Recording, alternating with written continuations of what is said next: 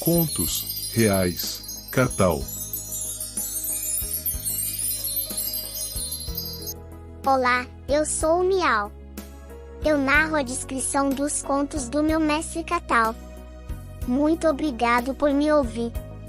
Não se esqueça de curtir, se inscrever no canal e compartilhar para os seus amigos.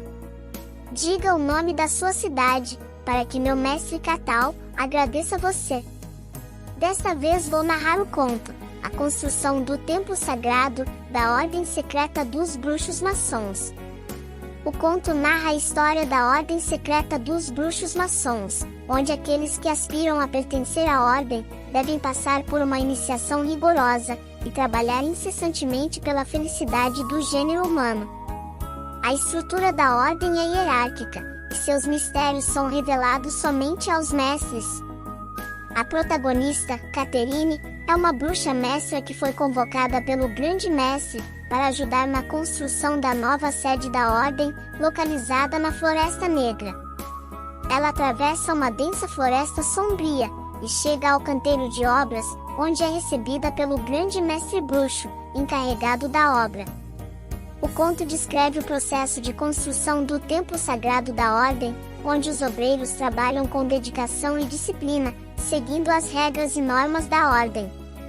A construção do templo é um símbolo da evolução espiritual e do aprimoramento do ser humano, que busca a emancipação progressiva na Ordem.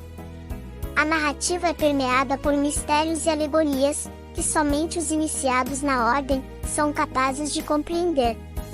O conto revela a importância da busca pelo conhecimento e do serviço à comunidade, valores que são fundamentais para a Ordem Secreta dos Bruxos Maçons. Antes, eu, o Gato Miau, quero mandar um abraço para a minha fã, Renata. Se você também quer que eu mande um abraço para você, escreva nos comentários. Construção do Templo Sagrado, da Ordem Secreta dos Bruxos Maçons. Para entrar para a Ordem Secreta dos Bruxos Maçons, não é tão simples, antes terá que passar por uma iniciação. Aquele que aspira a pertencer à Ordem, deve refletir sobre as condições exigidas. A Ordem propõe metas que levam à prática da justiça. O iniciado deve trabalhar incessantemente, pela felicidade do gênero humano. Desta maneira, poderá conseguir sua emancipação progressiva e pacificamente na Ordem. Uma vez iniciado na Ordem, o obreiro deve ser discreto, atencioso e oferecer seus préstimos à comunidade. É servindo uns aos outros, que nos tornamos livres. O iniciado deve estudar e pesquisar incessantemente, para evoluir e desbastar a pedra bruta, esperando, estudando e observando para que, após algum tempo, e se os mais velhos assim o julgarem, receberá o prêmio do seu trabalho. Somente assim, começará a entender a Ordem Secreta dos Bruxos Maçons e, então, poderá sobre ela emitir seus conceitos, quando então, será capaz de começar a construir o seu próprio templo interior. Sobre a hierarquia na Ordem, a princípio, todos são tratados por igual, e considerados bruxos maçons. Mas, para efeito de organização, temos 3 graus básicos, hierárquicos: bruxo aprendiz, bruxo companheiro e, por fim, bruxo mestre. Estes graus da Ordem simbolizam certos estados de consciência a serem despertados. O grau de mestre firma uma relação mística com o grande arquiteto do universo. Ser mestre constitui o complemento necessário à completa participação à Ordem. Habilita o iniciado a tomar parte das reuniões do grupo, onde se decidem assuntos importantes. Algumas normas da Ordem são secretas, e somente conhecidas na totalidade, pelos mestres. Todos devem obediência ao Grão-Mestre Bruxo, que estará no topo da cadeia hierárquica. Ao entrar para a Ordem, no início, o neófito conhece somente uma parte das regras que o guia. À medida que ele for promovido ao subsequente grau, sempre por merecimento e esforço próprio, terá acesso a mais conhecimentos, reservados aos graus hierárquicos superiores, até chegar ao grau de bruxo mestre, condição necessária para receber as revelações de verdades primordiais. Os mistérios revelados aos mestres são as mesmas revelações comunicadas, outrora, a alguns privilegiados, dentro da Ordem, nos tempos remotos. Esta estrutura permite à Ordem manter secretos os seus conhecimentos. A natureza esotérica de todos os elementos está oculta nos rituais de iniciações nas alegorias, somente compreensível pelos iniciados. Caterine era uma jovem que se tornou uma bruxa mestra. Ela estava a caminho da nova sede da Ordem, que estava em construção. A nova sede ficava no interior da Floresta Negra. Era a primeira vez que ela ia, pois foi convocada pelo Grande Mestre, para ajudar na construção.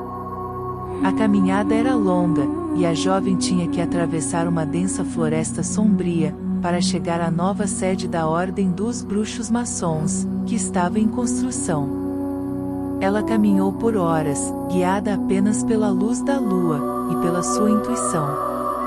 A cada passo, sentia-se mais próxima do seu destino, e sua curiosidade aumentava. Finalmente, depois de caminhar por uma trilha sinuosa e perigosa, ela chegou ao canteiro da obra da Ordem. A entrada era uma porta de madeira escura e maciça, com uma pequena janela no alto, através da qual podia ver uma luz vermelha piscando. Ela bateu na porta, 3 vezes, como havia sido instruída, e esperou. Depois de alguns minutos, a porta rangeu e se abriu, revelando um corredor escuro e frio, que levava aos alojamentos dos obreiros. A jovem não conseguiu ver nada, além da escuridão, mas sentiu uma presença misteriosa e poderosa que a chamava. Ela seguiu o corredor, até chegar a uma grande sala iluminada por velas. Havia várias pessoas sentadas em volta de uma mesa, todas vestidas com roupas longas e pretas. A jovem sentiu uma energia poderosa tomando conta do ambiente, e soube imediatamente que estava no lugar certo. Um homem alto e magro, com uma barba longa e branca, aproximou-se da mesa. O homem tinha um olhar misterioso e profundo, e a jovem sentia-se atraída por sua presença. Bem-vinda ao canteiro da construção da nova sede, Caterine, disse o homem, com uma voz profunda e grave. Eu sou Narada, encarregado pela construção do templo. Você foi chamada aqui, por uma razão. Você foi indicada pelo Grande Mestre da Ordem, para ser os meus olhos e ouvidos, além de orientador ocasionais. Você responde diretamente a mim. Temos obreiros do país inteiro, cerca de 800, entre todos os cargos. Temos aprendizes, companheiros e mestres, em todos os setores. Você tem acesso a qualquer setor, participará de todas as reuniões. Caterine sentiu seu coração acelerar. Ela sabia que sua missão era muito importante, ali. Algumas colunas de sustentação do templo foram colocadas. Já havia algumas partes erguidas. Naquele momento, existia muito entusiasmo, otimismo e confiança com relação ao projeto. Eram imensos e variados os trabalhos, e grande era o número de obreiros empenhados a erguer o novo templo da Ordem. Independente da estratégia de direção empregada pelo dirigente, fez-se necessário que alguns comportamentos fossem padronizados. O mestre Narada apresentou uma sistematização de procedimentos, na forma de organizar os trabalhos da construção do grande templo. Ele procurava valorizar cada obreiro, e lhe viabilizava o crescimento na ordem. A preocupação de Narada ia além do reconhecimento das qualidades e dotes dos obreiros, ele criava condições para que, no expediente da construção, houvesse a possibilidade da elevação do aprendiz a companheiro e, dentre estes mais capacitados e hábeis, a exaltação a bruxo mestre. Além da divisão em classes, aprendizes, companheiros e mestres, ainda havia divisão de trabalho dentro de cada classe, conforme o talento e preparo do obreiro.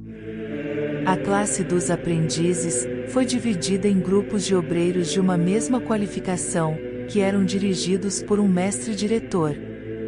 Desta mesma maneira, se procedeu com a classe dos companheiros.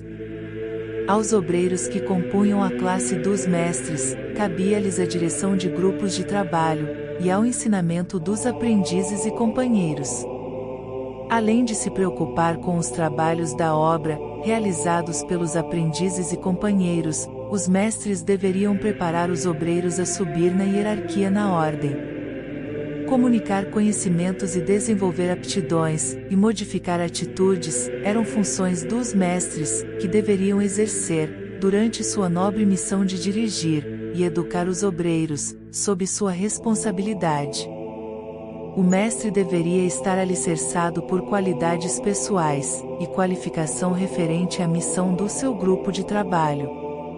Além de estar consciente da missão, o mestre deveria estar inteiramente alinhado à filosofia da ordem secreta dos bruxos maçons, bem como, em constres, eram as referentes ao cultivo dos bons costumes, e atributos de caráter. Desta forma, ele deveria proporcionar exemplos corretos de postura, não somente no convívio com seus subordinados, mas também nos vários ambientes na ordem, e na sociedade como um todo. A qualidade da habilidade do mestre dizia respeito à sua experiência naquilo que o seu grupo de trabalho tinha por missão. Por ser mais experiente, transmitia segurança, de forma que teria condições de orientar os obreiros.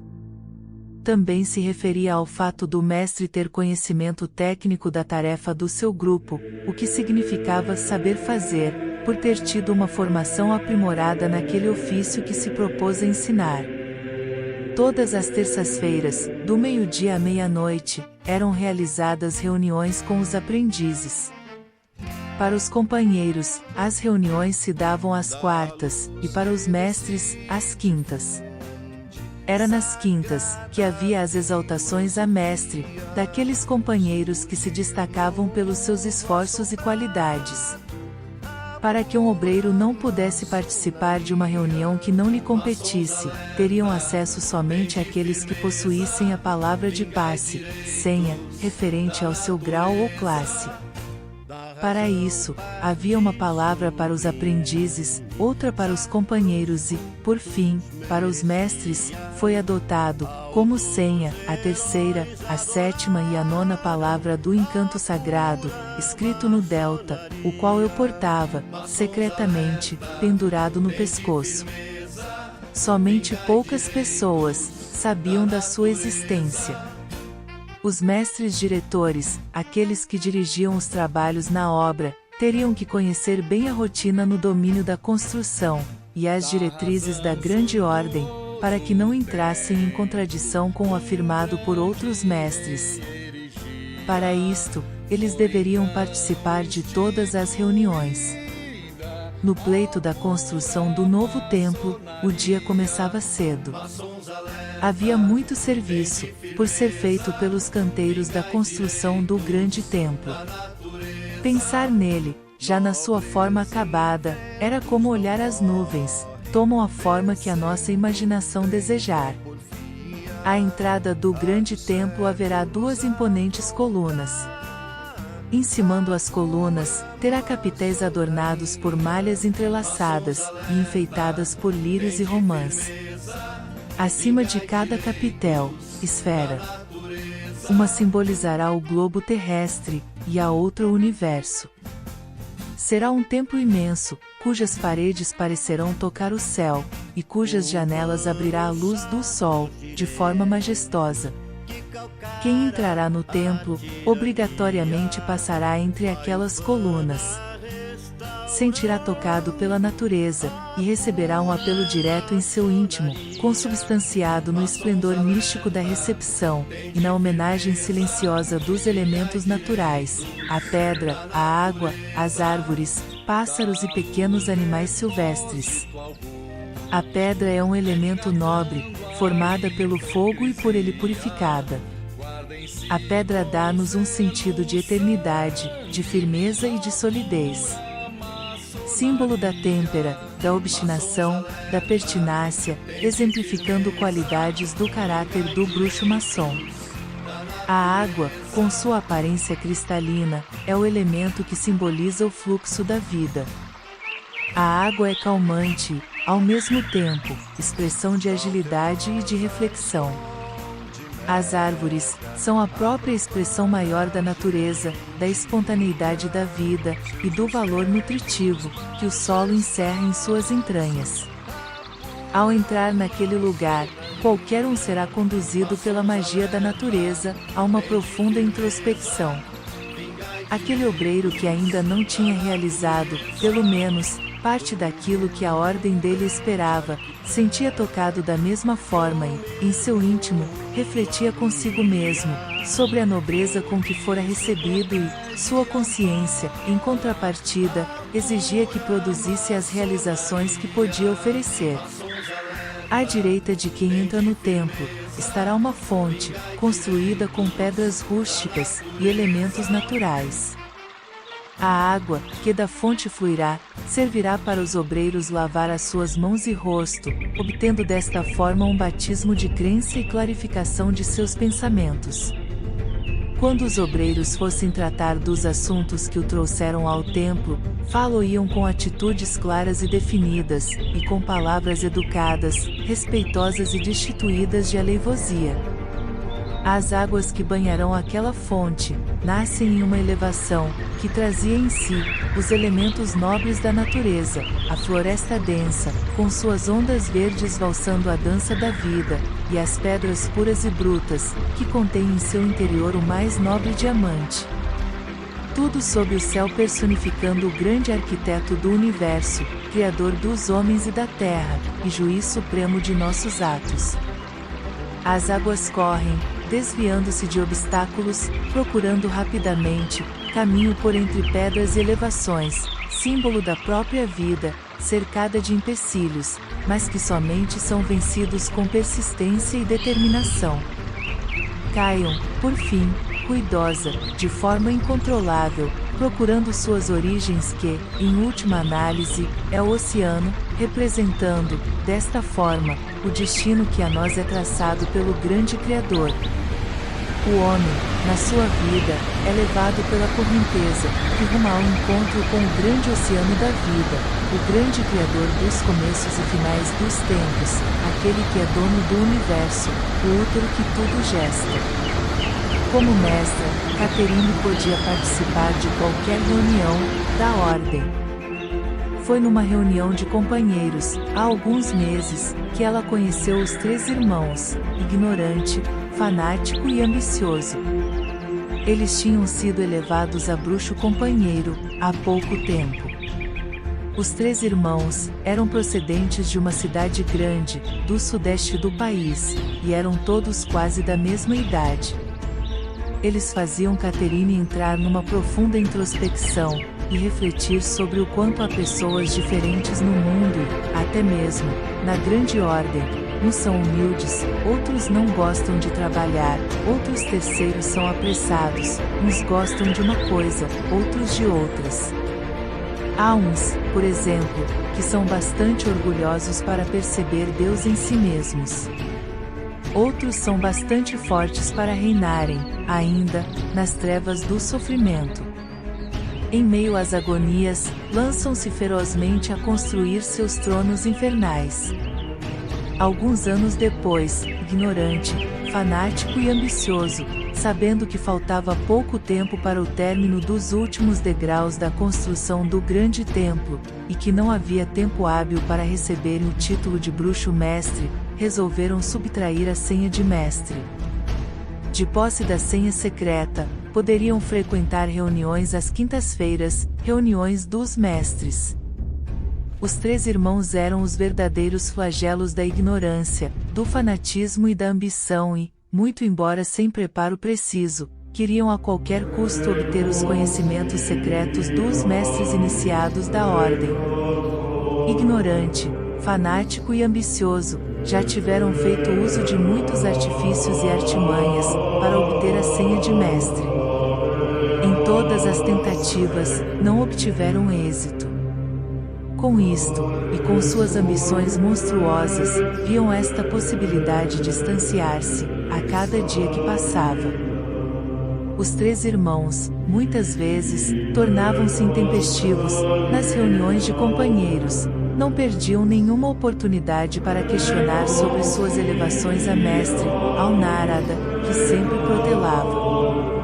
Narada, com sua sabedoria, sabia que aqueles não eram merecedores do título de mestre. Contou o mestre Narada, que muitos já entraram para a ordem, mas poucos permaneceram, pois lhes faltaram matérias-primas para a construção do templo sagrado.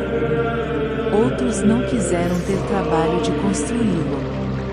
Para ser um verdadeiro construtor de templos sagrados, ou seja, bruxo mestre, deveria primeiro passar pelo grau de aprendiz e de companheiro. Não queira colher os frutos, antes que as sementes brotem. Assim falava o velho sábio Narada. Ele sempre dizia que não se deve dar feijoada a uma criança recém-nascida.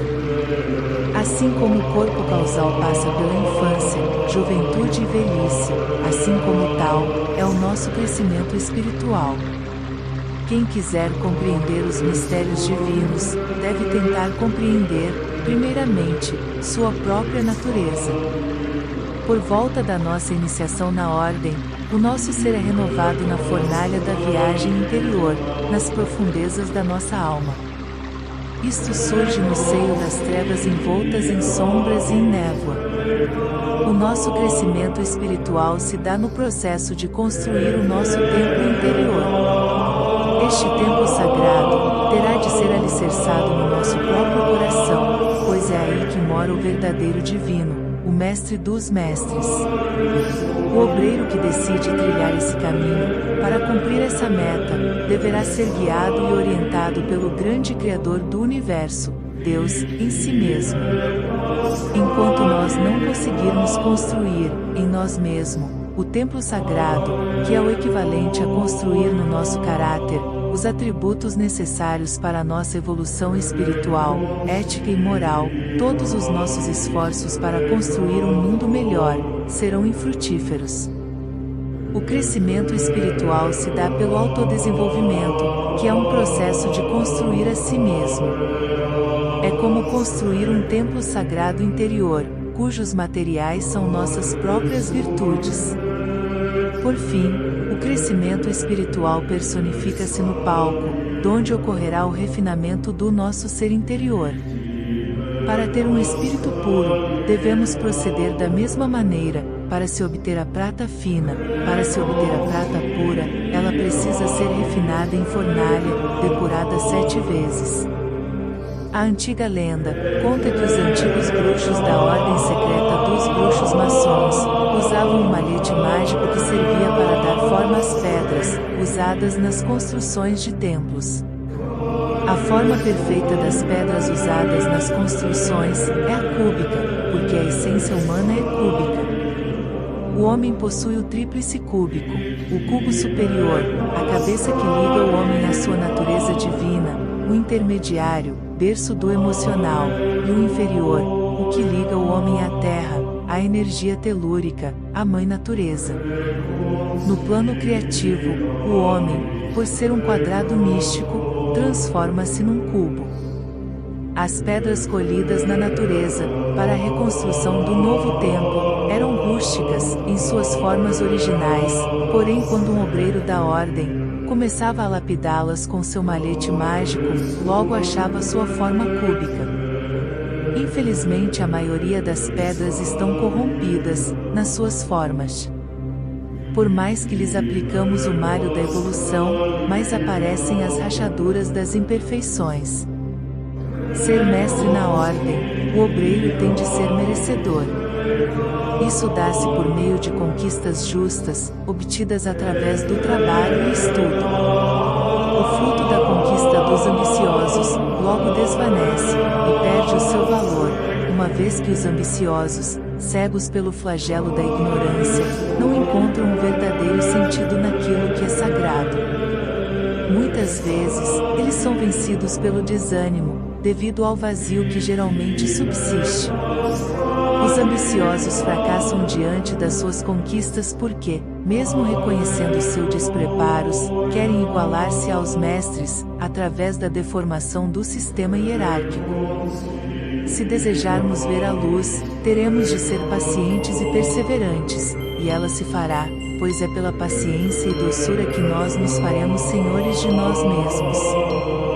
Nunca devemos procurar a vitória pela espada, pois o assassino provoca a própria morte. A decisão de Narada, não promover esses obreiros, fazia com que os 3 irmãos saíssem contrariados das reuniões. Depois de tantas tentativas frustradas, já injuriados, e movidos pela ignorância e fanatismo, decidiram agir aos extremos, resolveram obter a senha de mestre, arrancando-a do próprio Narada, mesmo que, para isto, precisasse lhe extirpar a própria vida, usando do silêncio sepulcral. No desmaiar do dia, Narada costumava banhar-se na cachoeira menina da floresta, que ficava além dos alojamentos dos mestres, ao cair do sol. Para trilhar o caminho da cachoeira menina da floresta, há 3 caminhos: caminho do sul, do ocidente e do oriente. Para chegar à cabana dos mestres, o melhor era o caminho do oriente. Para quem quisesse chegar ao local das obras do templo, o melhor era o caminho do sul. Já o caminho do ocidente oferecia uma bela paisagem entre montanhas e alguns pequenos desfiladeiros. Num certo dia, os 3 irmãos, ignorante, fanático e ambicioso, sabendo que Narada havia ido à cachoeira para se banhar e fazer suas meditações, rumaram-se ao seu encontro, na intenção de subtrair dele a senha de mestre, ou seja, o encanto sagrado. Ignorante, fanático e ambicioso, deslocaram-se pelos caminhos do sul, ocidente e oriente, respectivamente, por um dos quais deveria, Narada, fazer seu regresso, ao terminar seu lazer. Ao retornar pelo caminho do sul, ainda nas proximidades da cachoeira, Narada foi interceptado por Ignorante que, de modo hostil, exigiu dele a senha de mestre. Narada, mantendo sua serenidade costumeira, respondeu: Ignorante, meu irmão, vejo a morte em teus olhos. E continuou: a senha é dada àquele que descobrir a chave, que abre os portais do templo interior, para quem confia em mim e não se entrega ao erro, para quem carrega consigo a vida e não a morte. A palavra sagrada é dada a quem tem no coração a luz resplandecente da grande presença do Eu Sou. Furioso e contrariado com a resposta evasiva, porém sábia, do mestre Narada, Ignorante lançou-lhe uma pesada régua, de 24 polegadas, usada na construção.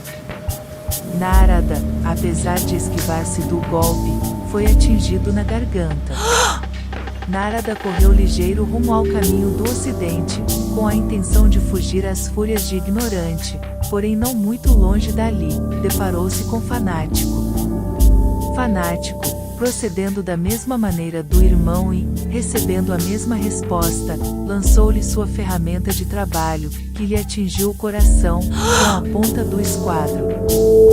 Sorvendo o cálice da amargura, mas ainda possuidor de suas fuças, Narada procurou fugir pelo caminho do ocidente, onde ambicioso, como os seus irmãos, irritado e cego pela adversidade da situação, golpeou-lhe a cabeça, com o seu malho, tombando-o sem vida. Não demorou muito tempo, para os obreiros da ordem, darem por falta do mestre Narada, e os 3 irmãos. A rotina na construção do templo mudou. Só se falava do desaparecimento de Narada e os 3 irmãos. Muitos passaram a murmurar. A suspeita do desaparecimento de Narada caiu sobre ignorante, fanático e ambicioso, vista que os 3 não foram vistos, desde que ele não retornou da cachoeira. Diante desta questão, e vendo que as obras estavam paralisadas, o respeitabilíssimo grão-mestre da Grande Ordem toma uma decisão de emergência, passou a liderança da construção do templo ao mestre Arthur, por ser ele um dos mestres mais experimentado e sábio nos seus atos. Assim como todos os obreiros, o grão-mestre da Grande Ordem se encontrava transtornado. Atormentado com o destino de Narada, o grão-mestre temia que tivesse acontecido alguma desgraça com o muito digno e justo mestre, tão logo organizou uma equipe, liderada por Caterine, para investigar o ocorrido. Numa manhã cedinho, Caterine e seus companheiros decidiram ir à cachoeira Menina da Floresta. Todos sentaram em silêncio, à beira da cachoeira. Caterine apanhou uma pedra, do tamanho de 2 punhos fechados, que estava à sua frente, no solo, e começa a observar cuidadosamente sua superfície, linhas, rachaduras e outras irregularidades.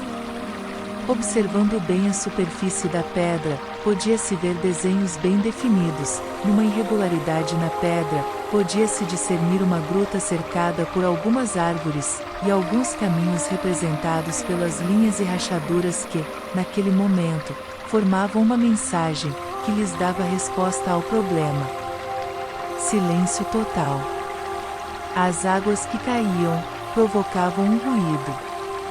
Firmando a mente, podia-se ouvir um tambor que começara a soar. Caterine procurou em sua memória lugares que conhecia na comunidade e que poderia lhes dar alguma pista daquilo que procuravam. Depois de algum instante, surgiu na sua tela mental uma majestosa caverna, chamada de Caverna Boca da Onça. Ficava ao oeste do grande templo. Sem hesitar, e em silêncio, foram ao encontro daquele lugar retratado.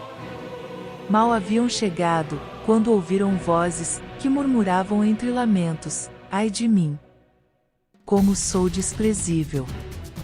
Maldita seja minha mão! Foi dela que partiu o primeiro golpe. Oh! Se eu pudesse voltar ao tempo, preferia ter minha garganta cortada, ao ferir o pescoço do nosso mestre Narada. Afinando mais ainda os ouvidos, ouviram uma segunda voz, que padecia, e eu, que cometi a maior animosidade vendo o mestre fugindo da morte, feri-lhe o peito. Ai, que dor! Eu preferia agora ter meu coração arrancado. Chegando mais perto, ouviram uma terceira voz, que lamentava: entre todos vós, sou eu o mais infeliz, fui eu que cometi maior concupiscência. Eu, movido pelo abominável ódio, e o destrutivo rancor do espírito de vingança, fui o maior culpado, ao executar o impiedoso golpe mortal. Quisera antes ser dividido ao meio, a ter assassinado o nosso mestre Narada. E assim, ouvimos as lamúrias dos irmãos ignorante, fanático e ambicioso, mergulhados em mares de culpas. Todos, naquele momento, tiveram a impressão de estar sentindo muito frio. De repente, surgiu um súbito vento forte, que soprava em seus corpos. Com ele, passaram à frente do grupo, uma pantera negra de olhos de fogo e garras afiadas, um enorme urso cinza peludo e, logo atrás, um feroz cão preto que tinha os olhos faiscantes.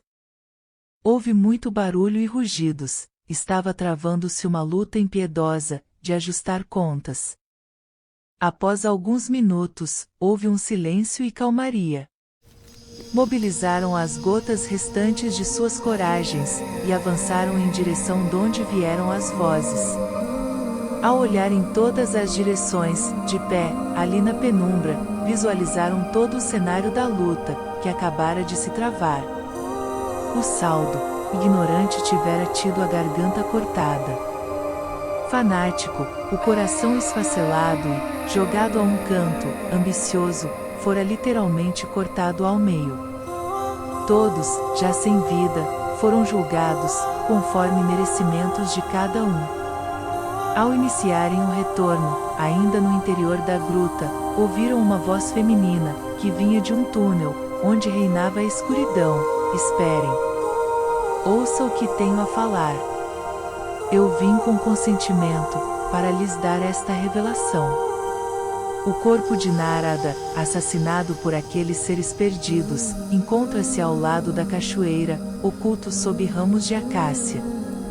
Depois de trocarem olhares, em silêncio, foram ter com o grão-mestre da grande ordem. Surpreso, o bruxo Mó determinou que parassem o trabalho, e saíssem à procura do corpo do mestre Narada, para lhe dar uma sepultura condizente de sua posição, e seus nobres méritos. Todos os obreiros demonstraram igual empenho, e logo o corpo foi encontrado, sob ramos de acácia. Lá mesmo foi deixado, depois de sepultado dignamente. Bem pertinho dele, foi construída uma pequena capela, em sua memória. 3 caminhos, 3 palavras de fogo que tinham poderes. A menina da floresta, era a nossa água da vida, que nos transporta para perto do céu. Os ruídos de suas águas, zuniam, parecendo palavras que cantavam hinos, que formavam um cenário real, da vida no astral. Em muitas oportunidades, ouvia-se de alguns irmãos, o seguinte comentário: após beber da água da menina da floresta, ouvi num momento de meditação, entre os ruídos da cachoeira, a voz de Narada. A voz que vinha do fundo do ruído das águas, trazia junto uma bela miração. Eu vi o mestre Narada, veio a muita luz branca que dizia: tomem desta bebida, ela é nosso cálice sagrado, que tem poder inacreditável. Ela mostra para quem dela beber, a verdade de onde estou. Ela eleva às alturas, para dela ter seus ensinos. A menina da floresta não é apenas água, mas é um ser divinal, que muito tem a lhe dar. Os ensinos da menina da floresta, são para todos meus irmãos ouvirem, com a mente firmada, sem pensamentos na matéria, e receberem no fundo dos seus corações, o que ela tem a dizer. Na comunidade, o imponente templo da ordem secreta dos bruxos maçons, ganha suas formas majestosas finais e, para comemorar o feito, teve uma sessão magna. Foi uma reunião especial, porque se tratava da primeira reunião, realizada no novo templo. Todos aqueles que moravam na comunidade, estiveram presentes, festejando uma nova era da grande ordem, que acabará de renascer. A ordem abriu portas às bruxas e bruxos, de todos os cantos, donde surgiram aos montes, assombrando todo o céu.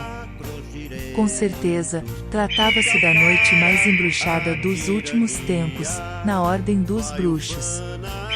Depois dos rituais tradicionais, que celebraram o renascimento da ordem, houve um jantar enfeitiçado, onde teve a participação da maioria dos bruxos de todos os cantos.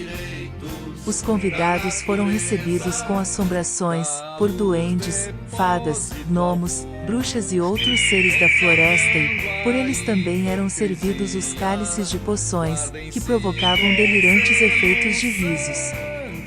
A ordem secreta dos bruxos maçons, vive momento de grande florescimento, e continua formando bruxos e bruxas, fortes, sábios e plenos de amor.